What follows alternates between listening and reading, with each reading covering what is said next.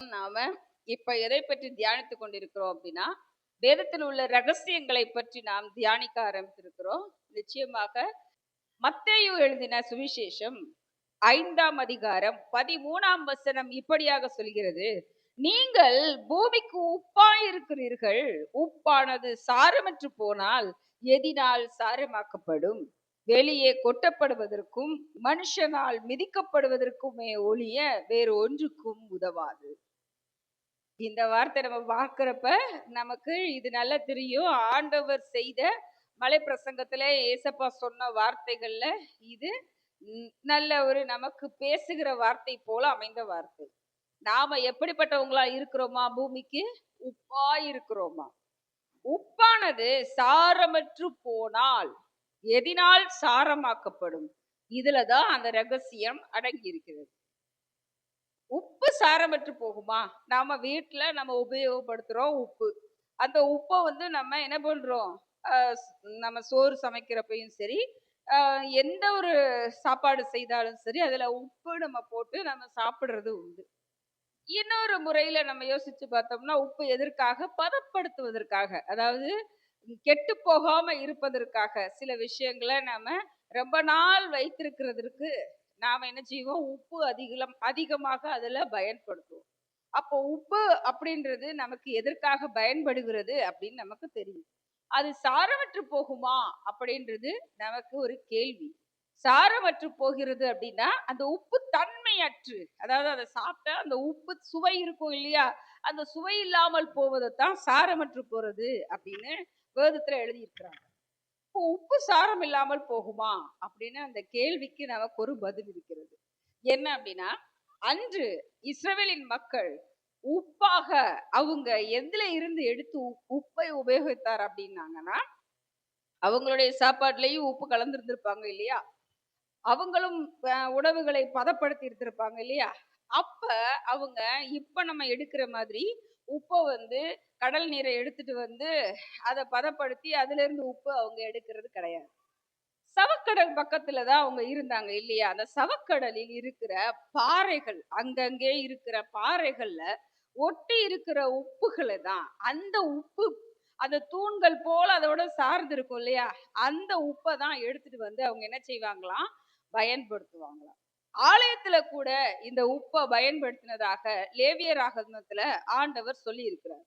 எப்படிப்பட்ட வார்த்தைய நம்ம பார்க்கிறோம் அப்படின்னா, மார்க் 9ஆம் அதிகாரம் 49ஆம் வசனமும் 50ஆம் வசனமும் இப்படியாக சொல்கிறது: எந்த பலியும் உப்பினால் உப்பிடப்படுவது போல எந்த மனுஷனும் அக்கினியினால் உப்பிடப்படுவான்.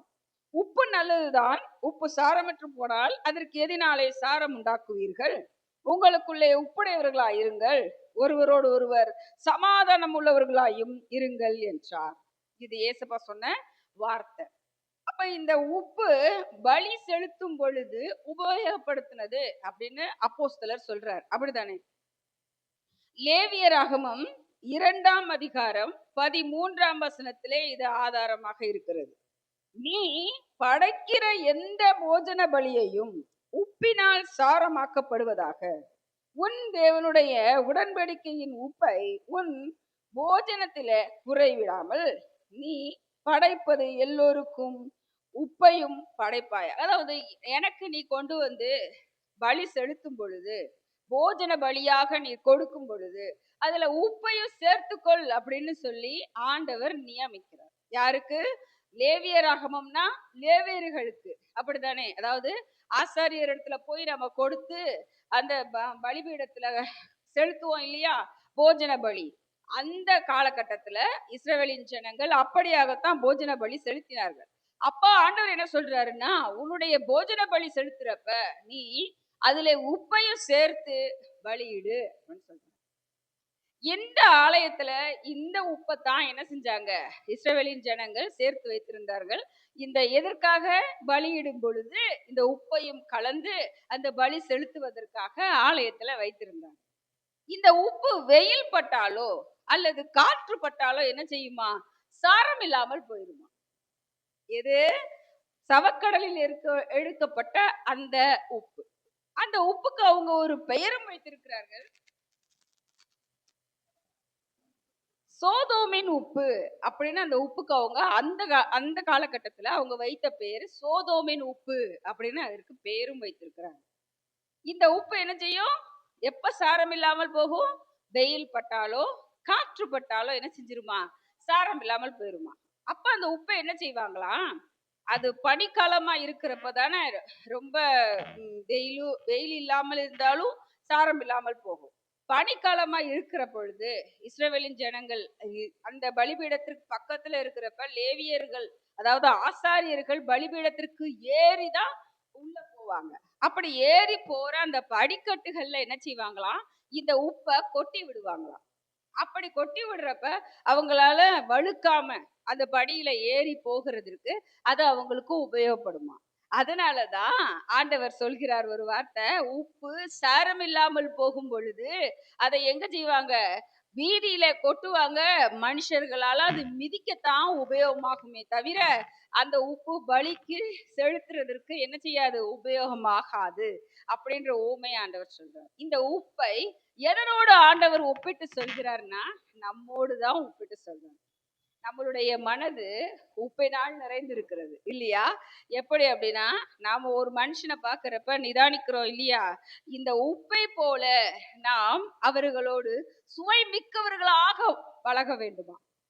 இந்த உப்பு எப்படி சுவையோட இருக்குதோ அப்படி ஒரு சுவை, அதாவது எந்த உணவுல அந்த உப்பு போட்டாலும் அந்த உணவுக்கு என்ன செய்யும்? சுவை கொடுக்கும். அப்படி நம்ம சுவை கொடுக்கிறவர்களாக நாம் மனிதர்களோடு பழகும் பொழுது, சக மனிதர்களோடு, நம் உறவினர்களோடு, நம் தாய் தந்தையரோடு, நம் பிள்ளைகளோடு பழகும் பொழுது நமக்கு எப்படிப்பட்ட உறவு ஏற்படணுமா? அங்க ஒரு உப்பை போல கலந்து ஒரு சுவை தருகிற ஒரு மக்களாக நாம் இருக்கணும்னு ஆண்டவர் சொல்லி கொடுக்கிறார். இரண்டாவது, உப்பு சாரம் இல்லாமல் போகும் பொழுது அது என்னவாகுது? வீதியில கொட்டப்படுறதுக்கு தான் உபயோகமாகுது. அப்ப நமக்குள்ள என்ன இருக்கணும்? சாரம் இருக்கணும். அந்த உப்பின் தன்மை இருக்கணும் நமக்கு. எவர்களோடு இணைந்தாலும் சுவை கொடுக்கக்கூடிய தன்மையை நம்ம இழந்து போனோம் அப்படின்னா நம்மளை என்னதான் செய்ய முடியும்? ஆண்டவரால வீதியில கொட்டுறதுக்கு தான் நம்ம உபயோகப்படும். அப்படிப்பட்ட ஒரு உபயோகம் இல்லாத உப்பு போல நம்ம என்ன செஞ்சிடக்கூடாது? என்றுமே இருந்து விடக்கூடாது.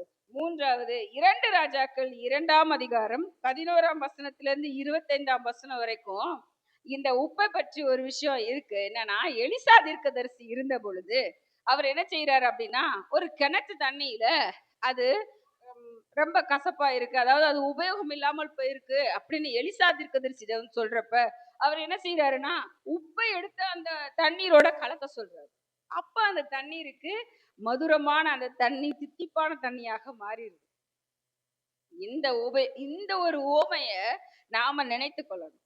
நாம கசப்பான மக்களாக, அதாவது கோபம் மிக்கவர்களாக நம் சுபாவம் இருந்திருந்தாலும், இதுவரைக்கும் இருந்திருந்தாலும், இந்த உப்பான நம்மளுடைய வார்த்தை, இயேசு கிறிஸ்துவின் வார்த்தை நம்மோடு கலக்கும் பொழுது நாம எப்படிப்பட்டவங்களா மாறணுமா?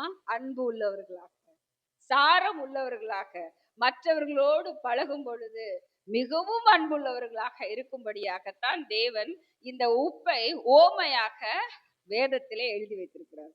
உப்பு சாரம் இல்லாமல் போகும்படியாக இருக்கும்படியாக நாம் என்ன செய்யக்கூடாது?